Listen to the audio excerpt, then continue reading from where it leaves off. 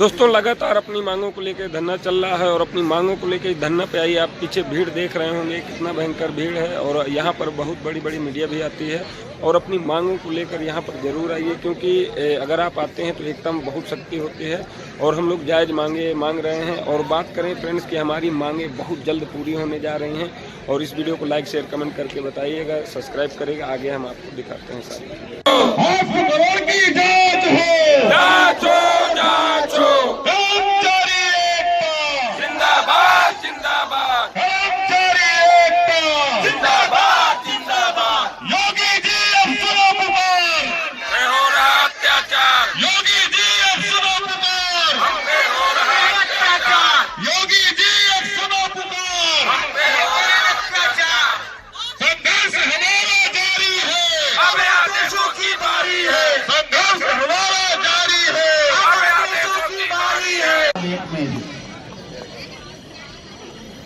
कुछ बड़े दुख की बात है कि आज हमारा एक और भाई हमसे रूठ गया। ईश्वर उसकी आत्मा को अपने श्री चरणों में स्थान दे, उसके परिवार को इस असीम दुख को सहने की शक्ति प्रदान करे। और साथियों, उनके लिए भी संघर्ष हमारा जारी है। ईश्वर ने चाहा तो बहुत जल्दी से जल्दी उनके परिवारों के सदस्य हमारे बीच आकर कार्य करते हुए दिखाई दे। ईश्वर करे वो दिन बहुत जल्दी से जल्दी आए।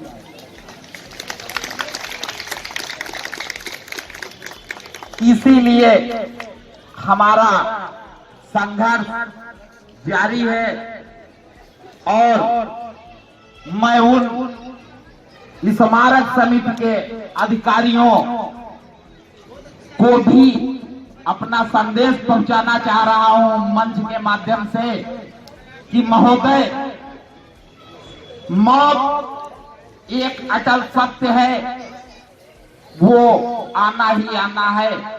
किसी को आज, किसी को कल आएगी सबको। दुनिया में कोई भी व्यक्ति अमर नहीं हो और हो भी नहीं सकता है, क्योंकि दुनिया में अब तक दो ही लोग लगभग अमर माने जाते हैं। एक तो आल्हा थे और दूसरा बजरंगबली। ये दो लोग अमरत्व की श्रेणी में आते हैं कि वो लोग अमर हैं। और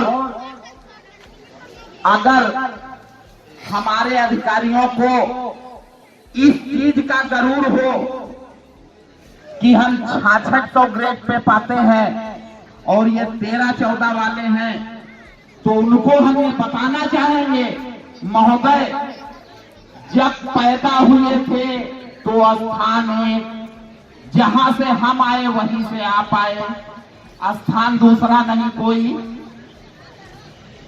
धरती पर रहकर बस केवल कुछ पिछले जन्म में किए गए कर्म और आज के कर्म, जिन कारणों से ये अमीरी गरीबी होती है, उसमें आप हमसे थोड़ा उत्तम हैं। लेकिन आप चाहे करोड़ों कमाएं, अरबों कमाएं, खरबों कमाएं, चाहे असंख्य कमाएं, लेकिन खुशी आपको भी होती है खुश होने पर और खुशी हमको भी होती है खुश होने पर। खुशी ना आपकी बन सकती है ना मेरी, क्योंकि दोनों की असीम है, उसमें मैं आपसे कहीं कम नहीं। अगर दुख होता है तो आंसू आपकी आंख से भी गिरेगा और आंखों से आंसू हमारी भी गिरेगा, वो भी अनमोल। एक ही तरीके से कष्ट एक, तो गरूर किस बात का। आप अगर लाखों पाते हैं तो वही चावल दाल सब्जी रोटी सोना नहीं खा पाएंगे आप, चाहे अरबों कमाएं। हम अगर 10 रुपये पाते हैं तब भी हम संतोष रखते हैं और वही खाना हम भी खाते हैं, बशर्ते आप दिन में हो सकता है 4 बार खाते हो, हम पे पैसा कम है, हम एक बार खा के संतोष कर लेंगे, शाम को नमक चाट कर पानी पी लेते हैं, बस सर कितना सा। और अरबों कमाए चाहे खरबों कमाए, चाहे संख्यों कमाए, हम चाहे 10 कमाए 20 कमाए 50 कमाए, जाओगे खाली हाथ आप भी, जाएंगे खाली हाथ हम भी दुनिया से, क्योंकि कफन में जेबें होते नहीं है, ना आप लगवा पाएंगे ना हम लगवा पाएंगे, क्योंकि तब केवल हमारे कर्म जाएंगे दुनिया से।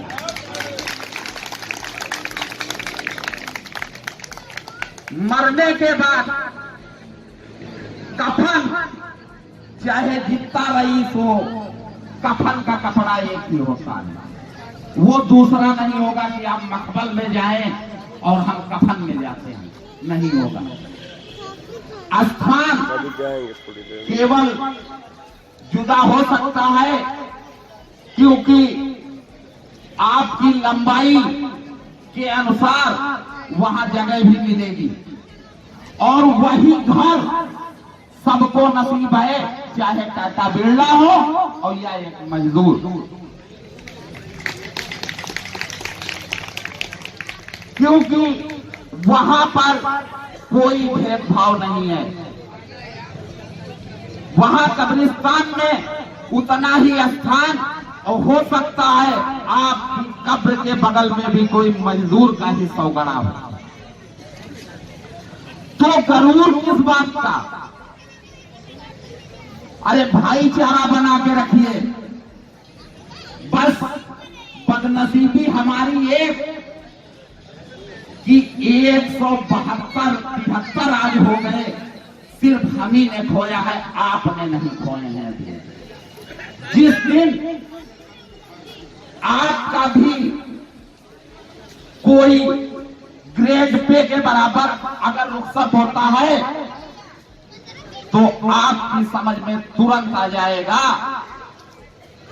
कि कर्मचारी का सम्मान क्या होना चाहिए था, हमने क्या किया। दुनिया में हर व्यक्ति अपने अपने कर्म करता है, चाहे वो अच्छे करे चाहे बुरा करे, लेकिन जब आंख बंद होने का समय आता है तो आदमी केवल एक चीज मांगता है, जीवन, उसके अलावा कुछ नहीं मांगता। इसलिए हमारी आपसे रिक्वेस्ट है कि जो अत्याचार आप निचले स्तर के कर्मचारियों पर करते हैं वो करना बंद कर दीजिए, क्योंकि जब हम आए थे तो सन 2011 था, आज 13 साल की सर्विस हो गई है।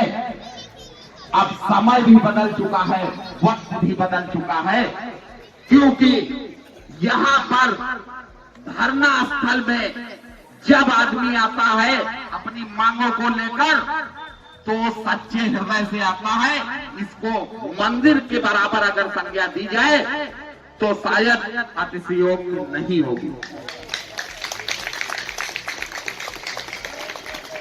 और अभी कुछ क्षण पहले हमारे महिपत भाई बता रहे थे मजे की बात, दुनिया में अगर आप पैदा हुए हैं तो हर चीज का आनंद ले लीजिए, सब कुछ खा लीजिए, सब कुछ पी लीजिए, हर जगह बैठ लीजिए, हर जगह उठ लीजिए, साहब तभी तो चौमुखी विकास होगा। अगर केवल बड़ों के बीच बैठे, छोटों से वास्ता नहीं रहा, तो आप क्या जाने गरीबी क्या होती है।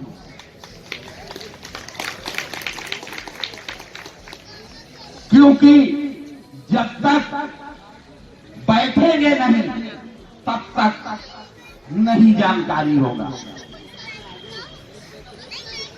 एक राइटर ने लिखा है, संगत से गुण होत है और संगत से गुण जाए। तो साथियों, जो भाई यहां पर बैठे हुए हैं, हमारी समझ से वो सारा कुछ सोच विचार कर मंथन करने के बाद आदमी ने जब पाया कि नहीं, अब धरना ही एकमात्र रास्ता है कि जिस स्थान पर बैठकर हम सब कुछ पा सकते हैं, ये प्रजातंत्र का मंदिर है। अगर विधान भवन मंदिर है तो धरना स्थल भी एक मंदिर होना चाहिए, क्योंकि यहां भी आके लोग फरियाद ही करते हैं ले जाने के लिए। और साथियों, अभी जानकारी भी दी गई, लगभग जीत की तरफ हम लोग अग्रसर हैं, क्योंकि मिलेगा जरूर। और जो भाई थोड़ा इधर उधर बैठ जाते हैं, भैया धरना में आए हैं तो जरा इधर को बैठ जाइए, बस उससे काम करना, बैठना वहां भी, बैठना यहां भी। अगर धूप लग रही हो तो बिछौना बिछा है भैया, आ जाइए। साथियों, यहां पर बैठने से शर्म नहीं होनी चाहिए, क्योंकि हम मिट्टी से जुड़े लोग हैं। अरे ये तो बिछा है, इस पे बैठने में आप शर्मिंदा हो रहे हैं, हम तो कहिए जमीन में इसी जगह ऐसे ही बैठे हैं, क्या फर्क पड़ता है। शरीर 5 तत्वों से बना हुआ है, जिसमें एक मिट्टी भी अंग है हमारा, मिलना है इसी में, तो इसलिए उससे परहेज नहीं। कुछ लोगों को देखा है हमने, जात बताते हुए बहुत घबराते हैं कि कोई सुन ना ले। साथियों, कुछ नहीं, हम जिस जात में पैदा हुए हैं हमको गर्व है कि हम जिस जाति में पैदा हुए उस पे हमको फख्र होना चाहिए, क्योंकि किसी न किसी उद्देश्य के लिए ही हम पैदा हैं। बाकी व्यक्ति को ऊंचाइयों पर उसके अपने कर्म लेके जाते हैं। और जो हम लोगों की एक ये सबसे बड़ी मांग, पुनरीक्षित वेतनमान, शायद बहुत कम लोगों को जानकारी होगी कि हम लोगों की जब यहां 2011 में भर्ती हुई थी, उस समय ही पहले महीने का वेतन में ही ये चेंज हो जाना चाहिए था। लेकिन डबल एओ हमारे विजय सिंह जी, उनकी देन है कि आज हम यहां बैठे हुए 12-13 साल हो गया फरियाद कर रहे हैं, केवल उन्हीं की देन है।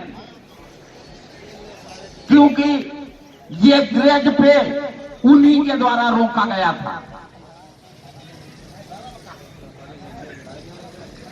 और इन्हीं लोगों के हम सबसे ज्यादा सताए हुए हैं, क्योंकि इन्होंने सिर्फ हमारा बंटाधार किया है केवल, और कुछ नहीं किया है। इन्हीं की करनी और कर्मों के फल आज हम भोग रहे हैं, हमारे परिवार भोग रहे हैं, हमारे बच्चे भोग रहे हैं।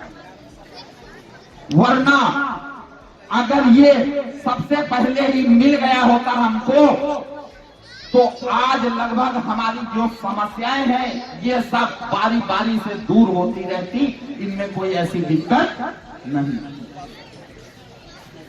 लेकिन इन्होंने पैसा कमाने के लिए सिर्फ हम कर्मचारियों का शोषण ही किया।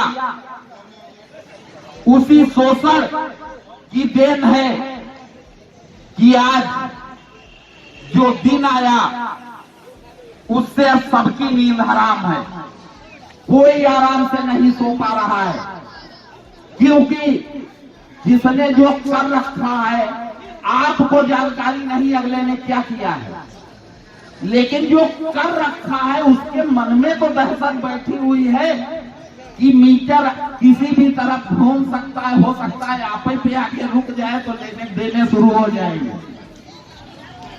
इसलिए स्मारक समिति का हर अधिकारी, हर शोषण करने वाला अधिकारी इस समय दहशत की अनुभूति कर रहा है कि किसी भी समय हमारे ऊपर भी किसी भी प्रकार की कार्रवाई हो सकती है, क्योंकि ये जान चुके हैं कर्मचारी अब मानने वाला नहीं, क्योंकि उसे लोग जगा दिए हैं। और साथियों, इतिहास गवाह है, कोई यही का नहीं कि इतिहास गवाह है इस चीज का कि जगाने वाला ही दुनिया में सबसे ज्यादा सताया गया है, सबसे ज्यादा मारा गया है। उदाहरण के तौर पर मुर्गे को देख लीजिए, जो सुबह सुबह सबको जगाने का काम करता है। विश्व में सबसे ज्यादा अगर मारे जाते हैं, हत्या की जाती है तो केवल मुर्गों की जाती है। नसीहत भी है संभवतः इसीलिए क्योंकि बैठा तो यहां पे हर कोई शेर है, लेकिन जब कुछ मांगने की बारी होती है तो आदमी संकोच करने लगता है, यार जाए तो ऐसा ना हो मना कर दे या कोई और बात कह दे जो कि दिक्कत हो जाए। इस कारण आदमी जी मसोस में बैठ जाता है। हमारे पिताजी जो अब इस दुनिया में नहीं है, वो परलोक सिधार चुके, लगभग आज 14-15 बरस हो चुके। वो जब जीवित थे तो हमको दो चीजें केवल समझाया करते थे, बेटा अगर कभी अपने हक की बात आ जाए तो कभी खामोश होकर मत बैठना, क्योंकि खामोशी से दुनिया में कुछ भी नहीं मिलेगा। जो जितना चिल्लाएगा वो उतना ही पाएगा। अगर आप खामोश बैठे तो जो आपके पास है वो भी लुट जाएगा, क्योंकि कोई बचा नहीं सकता उसको। दूसरी चीज, हमसे वो कहा करते थे, बेटा अगर कभी तमन्ना हो कि दुनिया में हम 1000 साल जिए तो बिल्कुल जी लेना, तुमको हक है, लेकिन बुजदिल मन के बाद जीना। दुनिया में अगर जीना तो शेर की तरह, जिसपे हमको भी गर्व हो, हम इस दुनिया में हो या ना हो उससे फर्क नहीं है।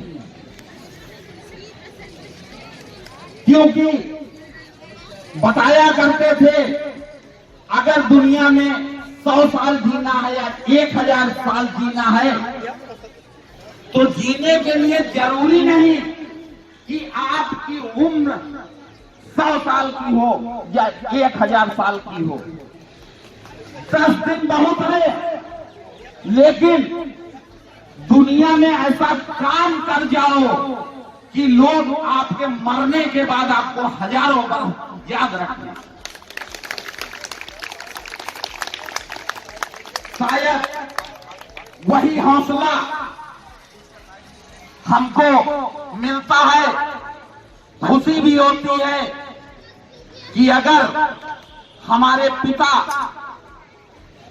आसमान से अगर हमको देख रहे होंगे तो शायद अपनी खुशी ईश्वर से जाहिर जरूर कर रहे होंगे कि विमलेश ये जो बोल रहा है ये मेरी संतान है। साथियों, इसलिए शेर बनो, जब हक की बात आए तो झपट्टा मार के लेके जाओ, लेकिन दूसरे को सताना मत, क्योंकि जब पैसा बढ़ता है व्यक्ति के पास तो वो अत्याचारी हो जाता है। क्योंकि पैसा कुछ चीज ही ऐसी है, अगर आज नहीं है हमारे पास तो हम अपने लिए परेशान, जो भी मिल जाए हमारे काम चल जाए।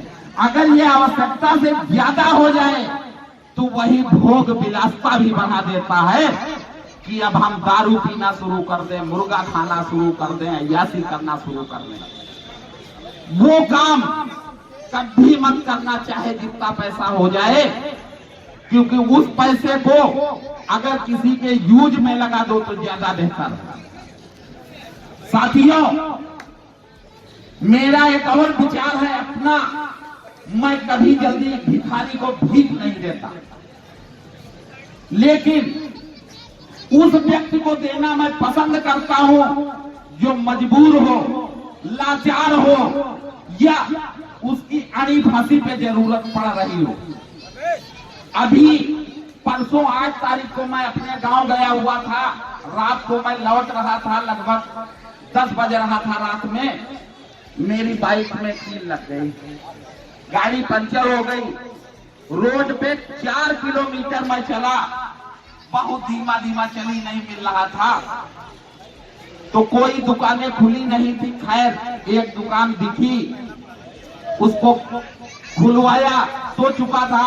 हमने उससे रिक्वेस्ट की, भैया मजबूरी है हमारी, निकला, कहा भैया रेट लिस्ट देख लो, तो हमने कहा तो भैया देख लिए, तो कहा इससे 10 रुपया एक्स्ट्रा पड़ेगा। तो हमने कहा भाई वो कैसा? कहे हम रात में जग के आपका काम कर रहे हैं। हम कहे चलो कर दो। इत्तेफाक कि हमारी गाड़ी का जब टायर खोल के ट्यूब निकाला तो उसमें एक नहीं 2 पंचर निकल गए। तो हमसे कहा भैया ऐसा करो आप ट्यूब चेंज करा लीजिए। तो हम कहे यार देख लो, चलने वाला हो तो चलने दो। तो हम भी बैठ गए देखने के लिए, उसमें 10 कट लगे हुए, क्योंकि चल के आए ना 4 किलोमीटर। खैर नसीब अच्छा था, तो उसने कहा भैया ऐसा करिए ट्यूब बदलवा लीजिए। तो हम कहे ट्यूब आपके पास है? बोला कि हाँ है हमारे पास। तो हम कहा दे लो। हम कहे भाई आप कितने लोगे? कहा 300 MRF का है। हमने कहा तुम डालो। तब तक एक बेचारा गाड़ी वाला और आ गया, वो भी मुसीबत का ही मारा था, वो बाराबंकी जा रहा था। विभाग ट्यूब 300 का था, उसके पास 280 रुपया निकले। बेचारा बहुत रिक्वेस्ट कर रहा है, हम खड़े सब देख रहे थे, हम बोले तो नहीं। फिर जब हताश होने लगा तो हम कहे भाई आराम से खड़े हो, रुक जाओ, हमारा काम हो जाने दो। हमारे में ट्यूब जब उसने डाल दिया तो हमने कहा यार भैया का भी कार्य कर दो। तो बोला भैया 20 रुपया कम। हम कहा तुम इसके लिए काहे परेशान हो रहे हो, हम भी तो खड़े हैं। हम के बाकी का इसका जो भी पैसा होगा मैं दूंगा। मजबूर आदमी, लेकिन दारू पी के आया था। सारी भी यदि कि दारू पी के आया था तो उसने पहले ही कहा भैया ये मजबूरी नहीं जानते थे, हम ट्रक ड्राइवर, और जहां से हम आए हैं वहां से दारू पी लिए, उसमें पैसे लग गए, इसलिए 280 रुपया जेब में बचा था। तो हमका कोई बात नहीं, आपने ईमानदारी से बताया, बहुत खुशी हुई हमको। लेकिन उसका नसीब कि उसके पास अगला ट्यूब ही नहीं निकला। तो हम कहे भैया अगर पैसे की जरूरत हो तो लिए जाओ तुम, क्योंकि अब मिलेगा तो कहीं है नहीं। तो वो आदमी ठीक था, कहा भैया नहीं आपने ये तक कह दिया था, बहुत था हमारे लिए। तो साथियों, इसलिए उस व्यक्ति को दो जो मजबूर हो, लाचार हो, जरूरतमंद हो, क्योंकि हमने इसी लखनऊ शहर में देखा है लड़कियां और औरतें सुबह सुबह आ जाती हैं, बाबूजी पैसा भूखे हैं,